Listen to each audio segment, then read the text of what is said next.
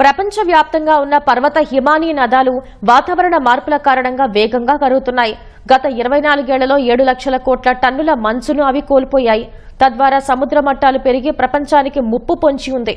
2000వ సంవత్సరంతో పోల్చుకుంటే పర్వత హిమానీ నదాలు కరగటం రెండింతల కంటే ఎక్కువైంది.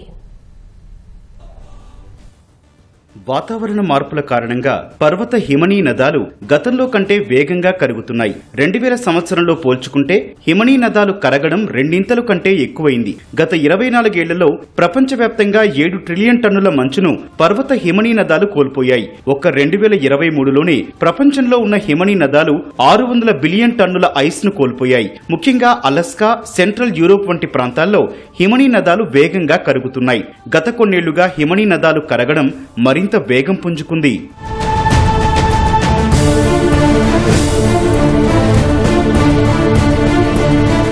గత 24 ఏళ్లలో ఇతర ప్రాంతాలతో పోల్చుకుంటే మధ్య ఐరోపా హిమనీ నదాలు ఎక్కువగా మంచును కోల్పోయాయి. 2000తో పోల్చుకుంటే ఇవి 39% క్షీణించాయి. వేసవి కాలంలో ఉష్ణోగ్రతలు పెరగడం వాటిపై ఎక్కువగా ప్రభావం చూపుతోంది.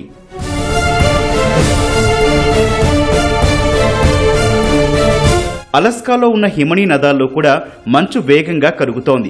ఏడాదికి 67 బిలియన్ టన్నుల మంచు ఇక్కడ కరుగుతోంది. తద్వారా సముద్ర మట్టాల పెరుగుదలకు కారణమవుతున్నాయి. భూతాపంతో హిమనీ నదాలు పూర్తిగా కనుమరుగైతే అనేక దేశాలు తాగునీటి కోసం కటకటలాడాల్సి వస్తుంది. వాతావరణంలోనూ విపరీత మార్పులు సంభవించి తుపానులు, వరదలు వంటి ప్రకృతి విపత్తులు విజృంభిస్తాయని అధ్యయనాలు చెబుతున్నాయి. మంచు ప్రాంతాల్లో చోటు చేసుకుంటోన్న వాతావరణ మార్పులు అక్కడి జీవజాతుల మనుగడను ప్రశ్నార్థకంగా మారుస్తున్నాయి.